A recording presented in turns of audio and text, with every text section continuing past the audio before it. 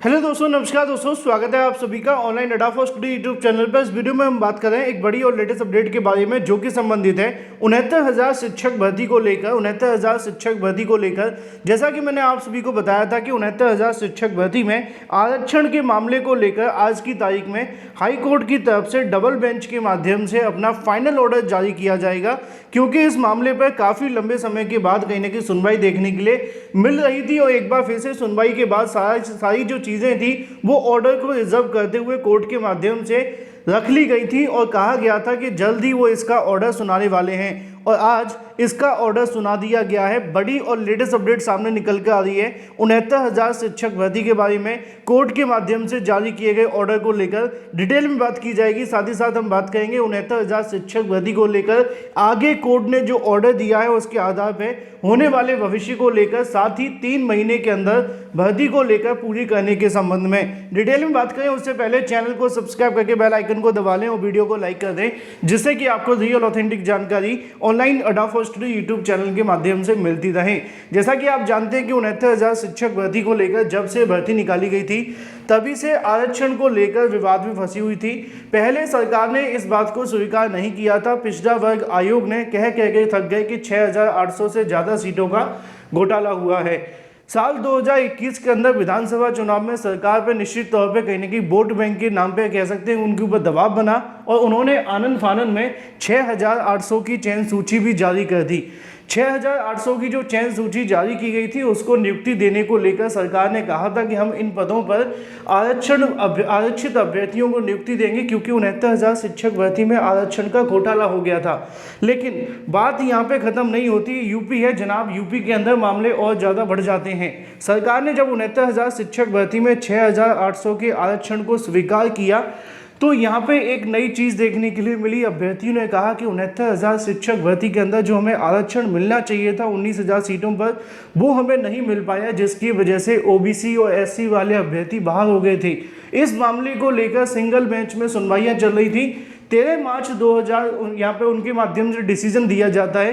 13 मार्च को जब वो डिसीजन देते हैं तो ये कहते हैं कि 69,000 शिक्षक भर्ती के अंदर जो 67,867 की सूची जारी की गई थी उसको रिविजिट किया जाए और उस सूची के अंदर जो 69,000 शिक्षक भर्ती से संबंधित अभ्यर्थी हैं उनकी जांच की जाए कि आरक्षण घोटाले की वजह से कितने ऐसे अभ्यर्थी हैं जो यहाँ गलत तरीके से नौकरी पा गए, और अगर यहाँ पे ये बात कंफर्म हो जाए तो उसका डाटा हाई कोर्ट के सामने रखा जाए। ये आदेश था सिंगल बेंच का। सिंगल बेंच के आदेश को लेकर खुद आरक्षित वर्ग के अभ्यर्थी दोबारा से डबल बेंच चले गए थे, जिसकी बात मैं आपको आज बता रहा हूं। यानी कि आज उस मामले पर कोर्ट ने अपना फाइनल जजमेंट जारी कर दिया है। अब वहां से अभ्यर्थी क्यों चले गए थे आपको पता होना चाहिए, क्योंकि वहां पर यह कहा गया था कि आरक्षण का दोहरा लाभ नहीं मिलना चाहिए अभ्यर्थियों को, क्योंकि उत्तर प्रदेश लोक सेवा आयोग का एक नियम है कि अगर आप एक बार आरक्षण का लाभ किसी भर्ती में ले लेते हैं तो दोबारा आपको आरक्षण का लाभ नहीं दिया जाता है। और कोर्ट के माध्यम से यहाँ पे ये कहा गया कि जो 69,000 शिक्षक भर्ती है उसमें ओबीसी एससी वाले ऐसे अभ्यर्थी जो एक बार आरक्षण का लाभ ले चुके हैं उनको दोबारा से आरक्षण ना मिले और उसके आधार पर नई सूची बनाई जाए। इस बात को लेकर अभ्यर्थी फिर से कोर्ट चले गए थे और आज डबल बेंच के माध्यम से अपना फाइनल ऑर्डर जारी किया गया है। अब यहाँ पे 69,000 शिक्षक भर्ती को लेकर जो मुझे जानकारी अधिवक्ताओं के माध्यम से दी गई है और जो कोर्ट रूम के अंदर मौजूद थे उनके माध्यम से बताया गया है, जानकारी ये है कि 69,000 शिक्षक भर्ती के अंदर जो सिंगल बेंच का ऑर्डर था उसमें मॉडिफिकेशन किया गया है। मॉडिफिकेशन का मतलब आप ऐसे कह सकते हैं संशोधन किया गया है या बदलाव किया गया है। और बदलाव के नाम पे जानकारी ये देखने के लिए मिली है कि 69,000 शिक्षक भर्ती के अंदर जो चयन सूची जारी की गई थी उसको रद्द करने की बात देखने के लिए मिली है। और रद्द करने के साथ साथ ये भी कहा गया है कि 69,000 शिक्षक भर्ती के अंदर जो अभ्यर्थी चयनित हुए हैं, मैं आपको एक चीज़ पूरे तरीके से क्लियर कर देता हूँ कि जो ऑर्डर की जानकारी मैं आपको दे रहा हूँ वो कोर्ट के अंदर देखो जजेस क्या करते हैं, सिर्फ ऑपरेटिव पार्ट को पढ़ करके सुनाते हैं, क्योंकि जो ऑर्डर लिखा जाता है वो 70 से लेकर 100 या 150 या डिपेंड करता है केस कितना बड़ा है उतने पेजों पे आता है, लेकिन मिनिमम 40-50 पेज का तो होता ही है। अब 40-50 पेज की जानकारी मेरे पास अभी मौजूद नहीं है, क्योंकि ऑर्डर आया नहीं है पूरा, अपलोड होने में देर शाम तक का इंतजार करना पड़ेगा।